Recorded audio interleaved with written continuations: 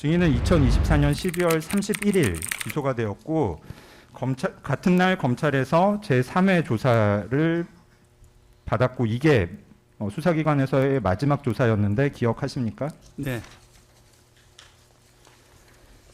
증인 검찰 3회 진술조서 제시하고 여쭤보겠습니다. 증인은 헌법재판소 등에서 2024년 12월 31일 조사를 받을 때 검사로부터 설명을 듣고 비상계엄 당시의 몇 시간이 어떻게 흘러간 것인지 이해를 하게 되었다는 취지로 진술한 적이 있는데 막상 해당 조서를 보면 당시 조사 내용은 2024년 12월 2일에 작성했다는 아까 증인도 확인하신 그 메모와 관련된 내용이 대부분입니다. 조서에 기재된 것 이외에 면담이나 증인에게 검사가 수사 결과를 설명하는 시간이 해당 조사 중에 있었던 것인가요? 이 부분 제가 좀 정확하게 말씀드리겠습니다. 제가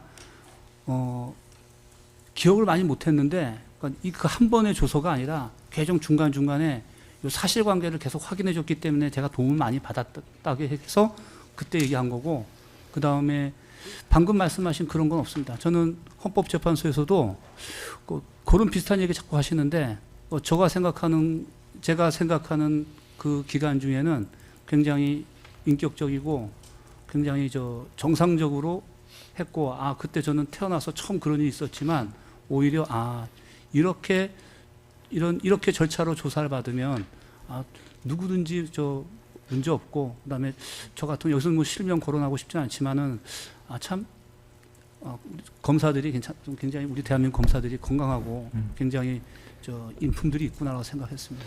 저희가 검사님이 증인한테 비인격적인 대우로 대했다라는 것을 묻는 게 아니고, 네.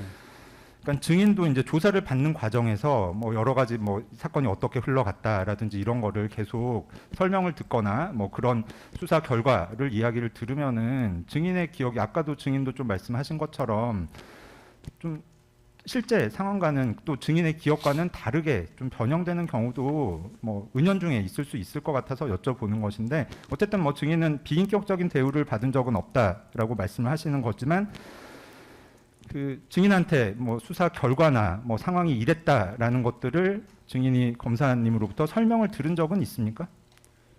결과 같은 다른 그러니까 수사 결과라든지 그러니까 이 사건 자체가 증인만 관련된 부분이 있는 게 아니고 증인의 부하들도 있고 아니면은 다른 특전사라든지 방첩사라든지 이런 데서 진행된 부분도 있는 것인데, 그런 과정에 대한 그쪽에서 진행된 과정에 관한 설명이나 이런 것들을 들은 적이 있습니까? 그러니까는 그쪽에서 이렇게 말했다, 조서 내용 같은 거 그런 걸 참고해서 얘기해서 어떻게 이거 그때 어땠냐 이렇게 얘기는 들었는데 그쪽에 무슨 결과가 어떻고 이런 거는 들은 적이 없습니다. 네. 증인은 2025년